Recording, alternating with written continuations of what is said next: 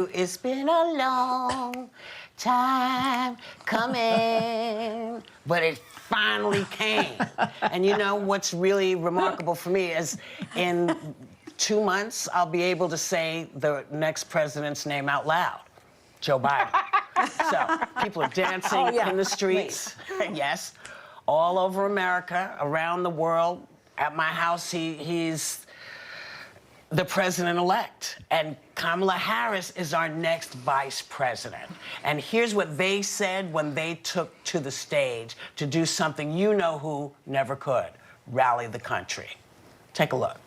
I pledge to be a president who seeks not to divide, but unify. I'll work as hard for those who didn't vote for me as those who did. Let this grim era of demonization in America begin to end here and now. Every little girl watching tonight sees that this is a country of possibilities. Now, I want to bring something up right now. I want to say to all those people who don't believe that Americans actually got out and voted, let me say this to you. When you know who was elected 4 years ago, you know, Hillary Clinton didn't say, hey, wait a minute, this doesn't feel right, stop the count. She didn't say, this isn't right, I'm not going for it. She didn't say any of that. So all of you, suck it up. Suck it up like we sucked it up. And if you are not sure that you're comfortable with Joe Biden, do what we did. Find things and then take it to the law. And if the law says it's something to look at it. But from now on, suck it up. Grow the pear for him that he can't grow for himself.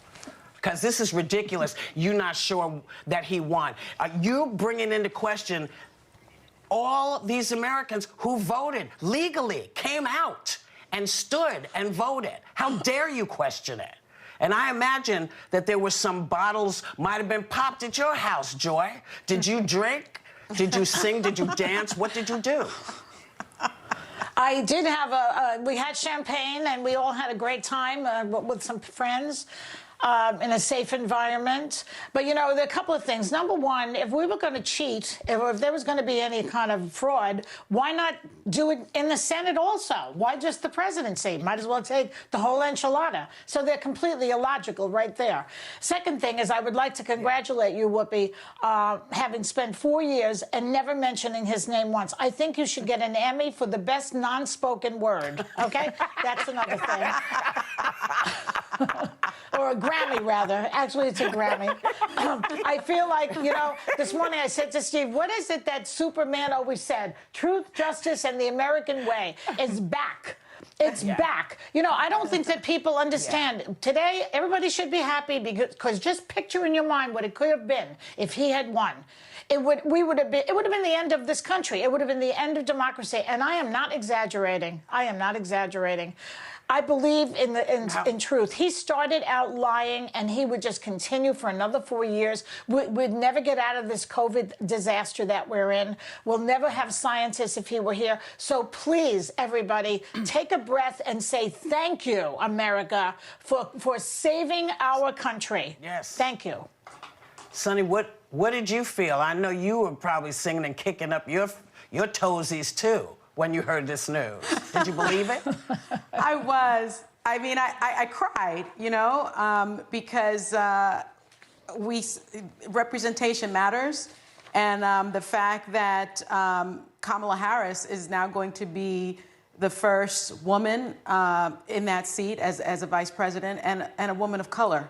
I watched her speech with my daughter, Paloma, and while Paloma couldn't vote because she's only 14, I could see the hope in her eyes, and it meant everything to me when Kamala said, you know, I'm maybe the first, but I'm not going to be the last. And little girls watching know that there's possibility, and that's really what it meant for me and for my daughter. And so Right. It was just a joyous night. And also, look at the work of someone like Stacey Abrams, who registered 800,000 additional voters in Georgia. Look at that work of Latasha Brown, the founder of Black Voters Matter. Those are two women that took their personal losses in politics and turned it into activism and action and helped this country. I am so proud of them. I know Latasha personally. She's a friend. I'm just so proud of their work. And I'm proud of Black women once again being the backbone of the Democratic Party. 91% of Black women. And by the way, Black men, 80% also. Black men, 80%. And so collectively, you know, just to see that Black vote, you know, Donald Trump never wanted to say Black Lives Matter, but he knows Black votes matter now, right? So I was just, just ecstatic. What about you? What about you, Sarah? Were you quietly jumping up and down, not trying to wake the kids up when you heard? Well, I was traveling for the entire day, and when I landed, I right away wrote my husband. I was like, "What's it looking like?" And he said, "You got to see these speeches." And when I watched them, I found myself getting more emotional than I realized, because I took the deepest breath and felt like this weight had come off my chest. And as I saw Joe Biden kind of running to the stage, I felt like we could all stop running. It just was, I remember 4 years ago, after I had voted for Hillary Clinton and I had to suffer through that loss, I remember just waiting for President Trump to step up and say, "Hey, the election's over, I'm gonna be a president for all." And that was beginning of the dominoes falling of what I expected versus what I got. And in this speech, he struck, and Kamala, the most beautiful tone of grace in victory. He didn't spike the ball in the end zone. He stopped and kept reminding people. The one time he mentioned President Trump's name was to say, for all of you who voted for President Trump, I'm going to do my best to represent you too. This is not a red state or a blue state. It's a United States. He kept talking about how the mandate of this election was that in D.C., we all need to start cooperating. That's what he heard. And he called for everyone in Senate to do the same thing. It was the most beautiful example of what we haven't had in so long, that I felt myself kind of feel lighter, and I keep waking up reminding myself it really happened. I feel hopeful, and unlike what we got in losing in 2016, people that voted for President Trump are getting a unifying message that says he's going to do his best. Kamala's going to do their best. They're going to represent you too. They want to bring everyone together, and that's not something we got in 2016. So I stand here happier, hopeful. And in the throes of a pandemic, when we have every reason to be depressed, this was the celebration we all needed. Yeah. Hey, Ana, I know you had that bottle of wine. Cha-Cha was running around. You had a storm outside the window, a storm on television. When did it hit you that this was the news you were hearing? Well, you know, I've been telling you all for days to snap out of it that this was looking good. But listen, Whoopi, I was struck when it finally got called by the networks. I was struck by this lightness of being I felt. And, you know, I've been personally attacked by Trump and his minions for 4 years. But I'm a person with a platform, and I'm a person with a voice. There were so many communities, so many people that felt the same way. And I think that's why you had this impromptu eruption into the streets all over America.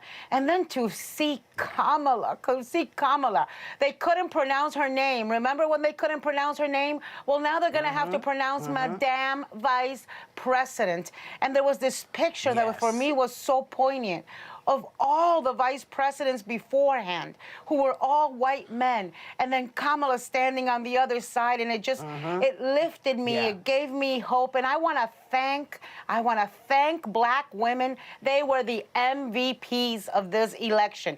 I want to thank Latinos and Latina women who came out despite a huge campaign of disinformation. Navajos, the Navajo Nation, 97% for Joe Biden. They had to ride 2 hours on horseback in places like Arizona. So it's, you know, it's like this is the first week in so long that I wake up with hope, with joy, with happiness, with this unbridled lightness of being. And I think it's what you're seeing all over America. And thank you, Joe Biden, for being inclusive. thank you, Kamala, for recognizing those whose backs you rode to bring, to come here. Thank you to those people who didn't lose the hope and didn't lose the faith and democracy. I mean, it's just, oh, happy day. It's true. Oh, happy day. I had no idea how enraged I had been all for these last 4 years. Me neither. When I started crying, that's when I knew. And I want to tell you, foreign leaders were elated. They know this means a return of U.S. leadership. You know who has become a crybaby? The crybaby in Wawa Chief. It didn't go our way. Hillary did not whine. Hillary did not whine.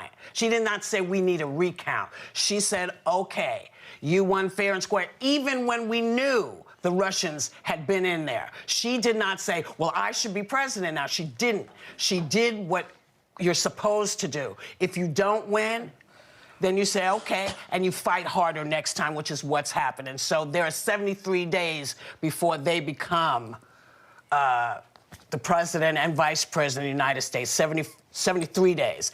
Do you know in Al Gore, in 2000, Al Gore had an actual case, and the difference in Florida, because the Republicans keep bringing this up, the difference was 500 votes, okay? In one state. And it went on in one state. Florida. So when I hear these people saying, when I hear the Republicans saying, we have to recount, listen, suck it up.